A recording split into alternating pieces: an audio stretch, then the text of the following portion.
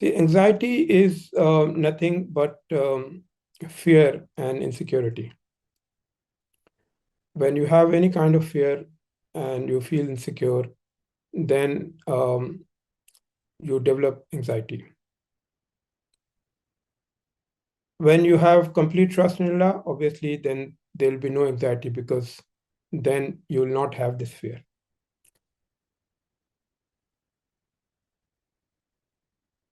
One of the reasons why people find it difficult to have trust, that complete trust in Allah, is because somehow they feel it's also to do with their training, the way they have been brought up, and the way they have been told that we have to basically we are responsible for um, our future. We are responsible for making everything happen. And therefore, we think that we are supposed to control our lives, which is actually not true because we can't control anything. We can only take actions, but the control is somewhere else. So it's very important to understand this fine point that we can only have intentions and we can only make efforts and prayers, but ultimately the results are in Allah's hands and we don't control our lives. Um, it also, I think, varies from person to person, and because of the background, because of how a person is, because every person is different. Every person has a different has different genes, has been given different strengths and weaknesses. So and obviously because of your conditioning, because of your circumstances, you may one individual may take more time, the other individual may find it easier to develop that trust.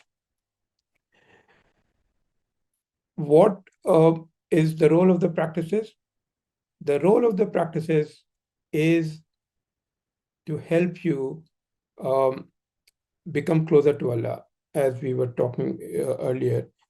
And when that happens, obviously, then this whole notion that you control your life and you have to be responsible for everything, slowly that goes away.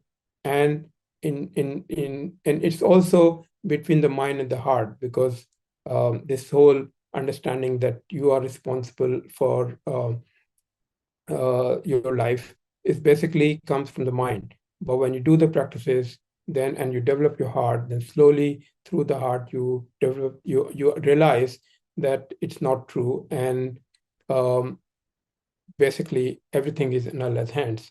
So slowly that trust and tawakkul, which you call tawakkul, that starts to develop.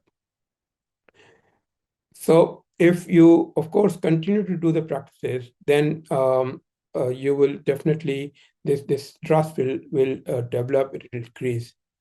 Now, as I said, different individuals may find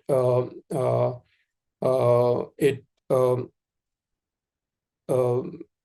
difficult to. I mean, different individuals may have different. They may take different times to basically reach that stage where they have no fear and therefore no anxiety. So it's something which is relative. So it is not possible that you do the practices regularly and then you don't overcome this fear.